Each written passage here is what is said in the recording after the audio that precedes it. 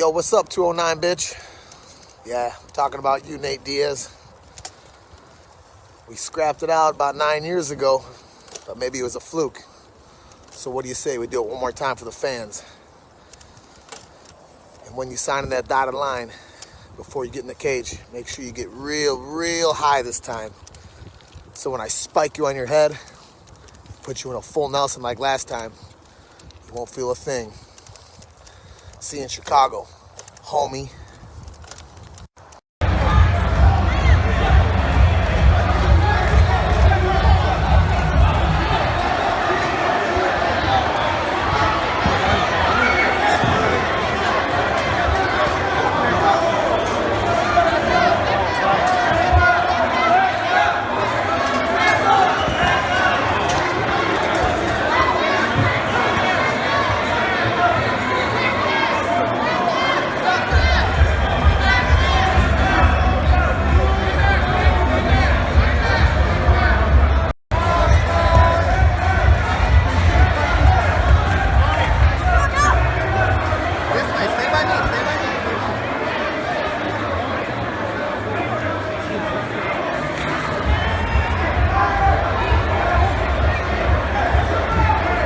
Back to the daily grind, and shout out to the full-time patrons. Make sure to hit subscribe if you're new and hit thumbs up if you're not a baby back bagel biting bitch boy, cause you know what time it is. It's full time. MMA. It's your boy Taco Bell Wani, and man, there's so many ways I could go with this video, but first I got a question. Can somebody count the number of brawls Nate Diaz and his team have been in his mixed martial arts career? Just off the top of my head, you can think of the brawl in the ring, right, with Mayhem Miller, and when that situation happened in Strike Force. You can think about the Habib Nurmagomedov's team, versus this Diaz team.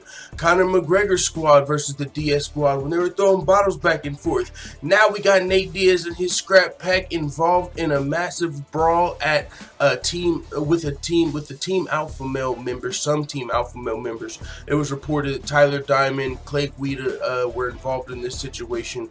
But as you can recall, and you can kind of see where some of the animosity came in, but at the same time, in my opinion, that's not really an excuse just to, go and start some massive brawl at a public event.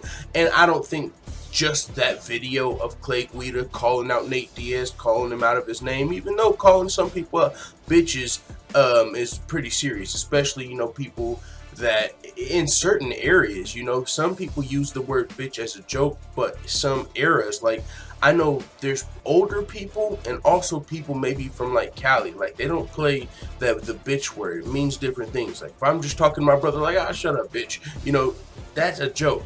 But some people, you call them a bitch, you cross the line. I remember I used to open up the videos, like just one or two videos. I said some shit like, top of the morning, bitches.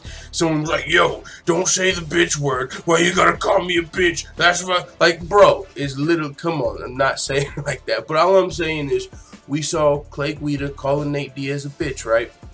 What up, 209, bitch? And he might have just been trying to get a UFC fight with him in the UFC. It's a huge payday, so I ain't mad at that. But when they ran into each other at this local event, it looks like there ended up being another Diaz brawl. Now, Nate Diaz was in the corner of his teammate Chris Avila. You guys might remember him. He fought a couple fights in the UFC.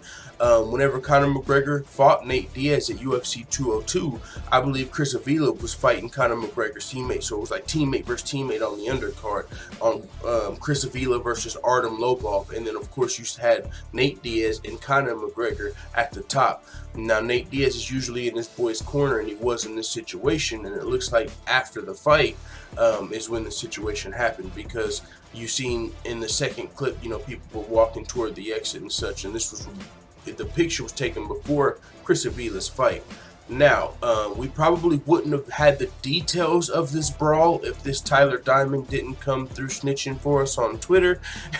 And, if you're not a street guy, snitching doesn't really mean anything, right? If you're not claiming to be some type of fucking thug.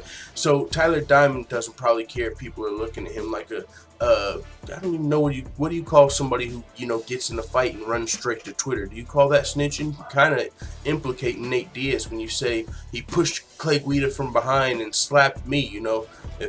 So with that being said, that's what the story, according to Tyler Diamond, right?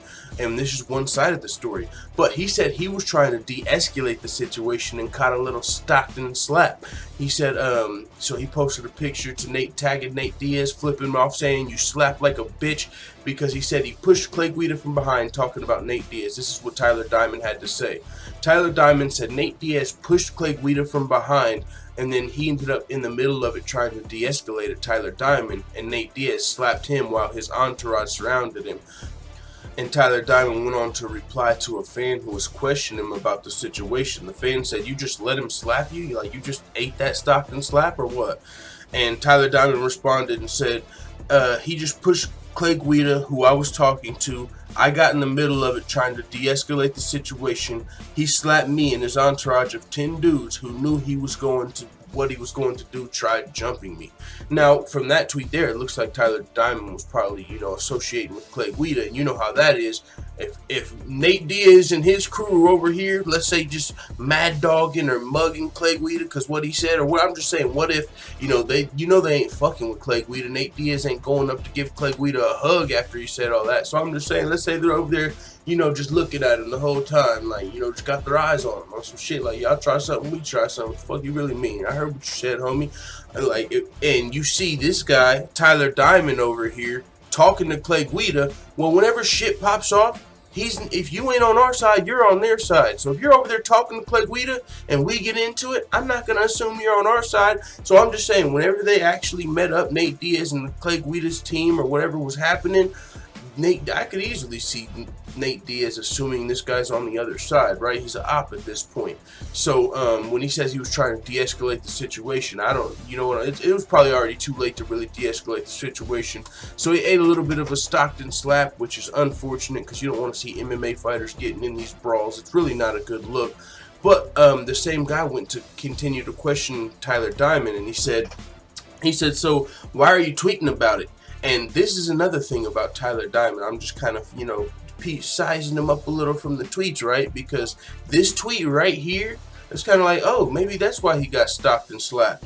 Tyler Diamond said, "Because I want people to know him and his crew are a bunch of punks, and you seem like you're a dweeb too." So, I mean, he's calling Nate Diaz's whole crew a bunch of punks. There might be people that feel that way. That's fine. But whenever he tells this guy who's just asking him a question, "Why are you tweeting about it? You seem like a dweeb too."